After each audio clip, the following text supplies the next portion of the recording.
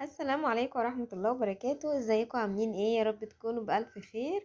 النهاردة معانا فيديو جديد. الفيديو ده حلو جدا للناس اللي بتحب فيديوهات العزومات. الفيديو ده عزومة. عزومة دي جت فجأة كده، خلصت في ساعتين. فانا حابة اقولك يعني لو جاتلك عزومة على فجأة كده، او لو حد جالك، تقدري تعملي ايه. حاجات كلها سهلة وسريعة، ومش هتاخد منك وقت. طبعا زي ما انتم شايفين. هنبتدي مع بعض الفيديو بتاعنا، بس قبل ما نبدأ الفيديو زي ما انتم عارفين ومتعودين، نضغط لايك وشير واشتراك في القناة وتفعيل الجرس عشان يوصل لكم كل جديد بعد كده. انا هنا معايا طبعا اللحمة وبط وحاجات كتير كده هنعملها مع بعض في الفيديو. انا قطعت اللحمة وحطيت لها مية على النار عشان نسلقها. ومعايا هنا طاسة على النار هعصج فيها لحمة مفرومة عشان نعمل منها رقاق، اللي هو الرقاق باللحمة. هحط كده قطعة من الزبدة. يعني في ناس ممكن تقولي لا بلاش، وفي ناس ممكن تحطي زيت. انا بحب احط حته زبده مع اللحمه المعصجه. بتدي طعم حلو جدا وريحه حلوه. فانتي زي ما انتي حابه، ممكن تحطي زيت وممكن تحطي زبده.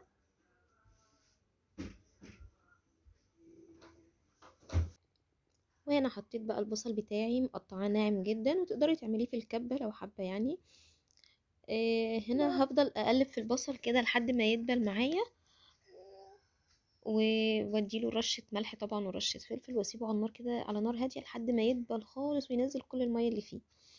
هنا بقى هحط دي المية اللي هنسلق فيها اللحمة. هحط فيها بصلاية متقطعة، ورق لورا،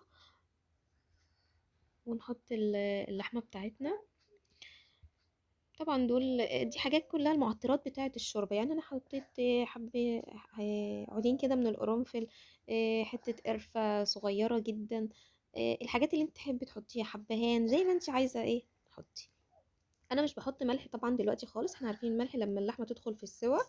والفلفل برضو مش بحطه الا لما اللحمه تبتدي تغلي معايا غلوتين تلاتة، عشان لو حطيتي فلفل دلوقتي، لو اللحمه طلعت ريم او اي حاجه على الوش، الفلفل ده اللي انت حطيتيه كله هيطلع مع الريم. فما مش بحط حاجه دلوقتي، لما اللحمه تدخل في الغليان كده كويس نبتدي ايه نظبطها مع بعض. كده بقى معايا البصل اهو على النار، ده اللي هنعصق فيه اللحمه. هنقلب فيه بقى كده زي ما قلت لكم لحد ما ينزل كل ميته ويدبل معايا خالص. ابتدي بقى اديله رشه ملح. رشه الملح دي بقى بتساعد البصل ينزل الميه وينشف معايا وانا بقلبه كده. ورشه فلفل برضو بتديله ريحه حلوه. بصوا بقى، انا هحط اللحمه في المرحله دي لما البصل يدبل خالص وينزل كل الميه بتاعته. ابتدي انا بدي بقى اللحمه اللي بعصقها دي بديها ملح وفلفل في الاول. ليه بقى؟ الملح بيساعد ان اللحمه تبقى مفرفره معاكي كده، مش تتكتل تبقى حتت كبيره. لا، بيساعد ان هي تبقى مفرفره معاكي كده وكويس.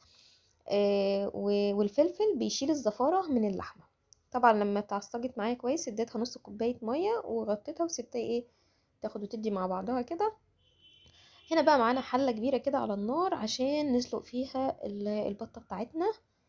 اسيب الميه دي تغلي، وبعد ما تغلي بقى طبعا ايه برضو ايه نحط فيها كل المعطرات بتاعه الشوربه زي ما عملنا مع اللحمه بالظبط. هنحط بصل، ورق لورا، إيه وبعد كده نكون غاسلين بقى البطه بتاعتنا وبملح كده ودقيق وليمون ومظبطينها كويس.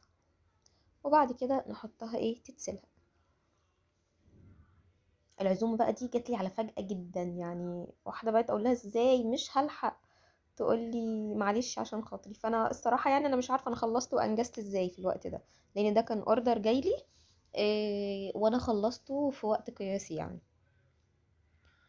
كده ده كان البط اللي معانا، غسلته كويس جدا. هسيبه بقى مع نفسه كده يستوي براحته لحد ما نخلص باقي الحاجه اللي معانا.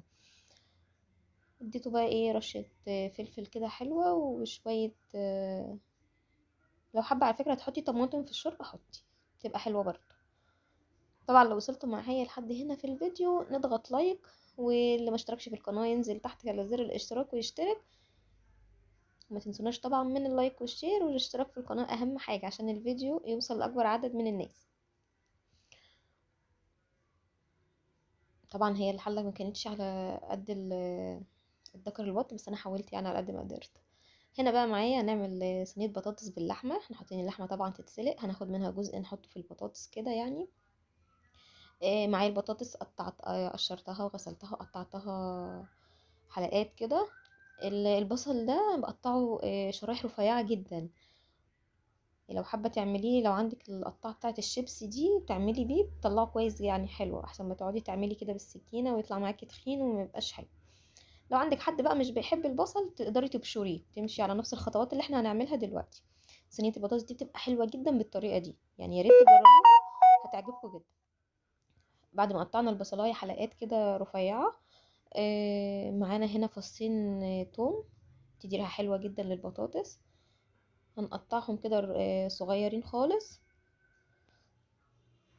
وبعد كده ندي شويه ملح وشويه فلفل، وندعك البصل بتاعنا كويس لحد ما ينزل كل الميه اللي فيه. وبعد كده ننزل بالبطاطس بتاعتنا ونقلب كل ده مع بعضه.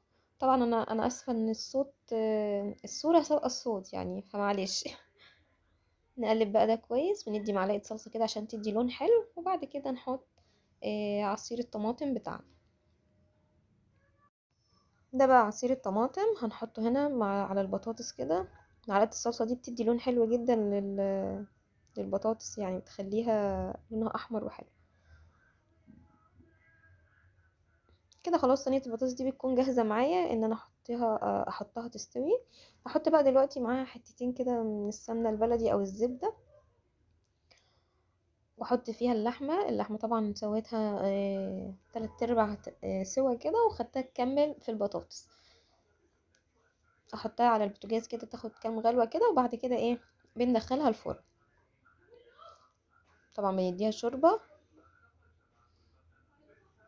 عشان تكمل التسويه بتاعتها.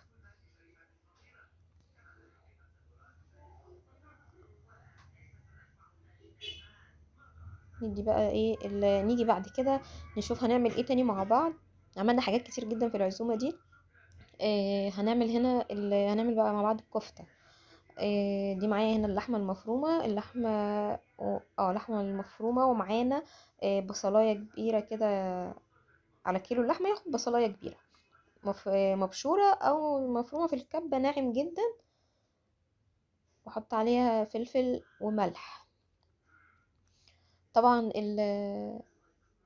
اللحمه لازم يكون فيها نسبه دسم، يعني الكيلو بيكون فيه حوالي 100 جرام او 150 جرام من الدهون. بهديها كده معلقة من معلقة صغيرة من بتاع الشاي كده من البيكنج باودر، بيخليها هشة كده وطرية معاكي، يعني متبقاش مكتومة. ونقلب كل الحاجات دي مع بعض. طبعا لو اللحمة بتاعتك خشنة، تقدري تديها لفة في الكبة كده تنعميها معاكي.